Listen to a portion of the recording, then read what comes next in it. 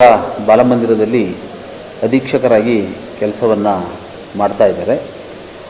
ಈ ಒಂದು ಬಾಲಕಿಯರ ಬಾಲಮಂದಿರಕ್ಕೆ ಹಿರಿಯ ಸಿವಿಲ್ ನ್ಯಾಯಾಧೀಶರು ಮತ್ತು ಸದಸ್ಯ ಕಾರ್ಯದರ್ಶಿಗಳು, ಜಿಲ್ಲಾ ಕಾನೂನು ಸೇವೆಗಳ ಪ್ರಾಧಿಕಾರ ಚಿಕ್ಕಬಳ್ಳಾಪುರ ಇವರು ದಿನಾಂಕ 26/11/2024 ಈ ಬಾಲಕಿಯರ ಬಾಲಮಂದಿರಕ್ಕೆ ಭೇಟಿಯನ್ನು ಕೊಡ್ತಾರೆ.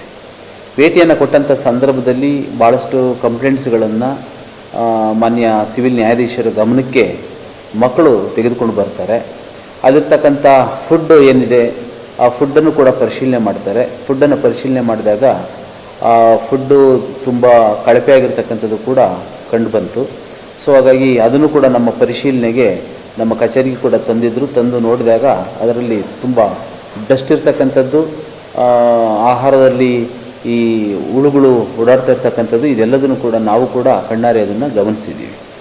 ಸೊ ಹಾಗಾಗಿ ಮಾನ್ಯ ಸಿವಿಲ್ ನ್ಯಾಯಾಧೀಶರು ಕೂಡ ಈ ಬಗ್ಗೆ ಜಿಲ್ಲಾಡಳಿತದ ಗಮನಕ್ಕೆ ನಮಗೆ ಪತ್ರವನ್ನು ಬರೆದು ಇದರ ಬಗ್ಗೆ ಸೂಕ್ತವಾದ ಕ್ರಮವನ್ನು ತೆಗೆದುಕೊಳ್ಬೇಕು ಅಂತ ಹೇಳ್ಬಿಟ್ಟು ನಮಗೆ ಸೂಚನೆಯನ್ನು ಕೂಡ ಕೊಟ್ಟಿದ್ದರು.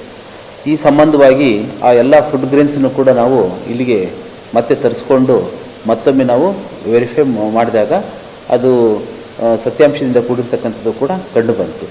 ಹಾಗಾಗಿ ಈ ಒಂದು ಬಾಲಕಿಯರ ಬಾಲಮಂದಿರದಲ್ಲಿ ಮಕ್ಕಳನ್ನು ಸರಿಯಾಗಿ ನಡೆಸ್ಕೊಳ್ತಿಲ್ಲ ಅಂತಕ್ಕಂಥದ್ದು ಪ್ರಮುಖವಾಗಿರ್ತಕ್ಕಂಥ ಒಂದು ಕಂಪ್ಲೇಂಟು.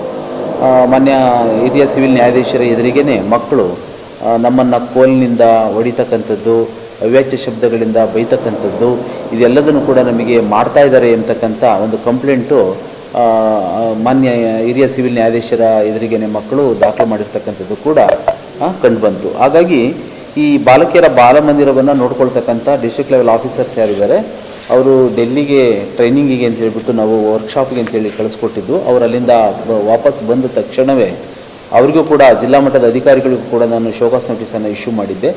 ಅವರು ನಮಗೆ ಶೋಕಾಸ್ ನೋಟಿಸ್ಗೆ ಉತ್ತರವನ್ನು ಕೂಡ ಕೊಟ್ಟಿದ್ದಾರೆ ಮತ್ತು ಆ ಒಂದು ಕೇಂದ್ರಕ್ಕೆ ಹೋಗಿಬಿಟ್ಟು ತಪಾಸಣೆಯನ್ನು ಕೂಡ ಮಾಡಿಬಿಟ್ಟು ಅವರು ಕೂಡ ಒಂದು ವರದಿಯನ್ನು ನಮಗೆ ಕೊಟ್ಟಿದ್ದಾರೆ.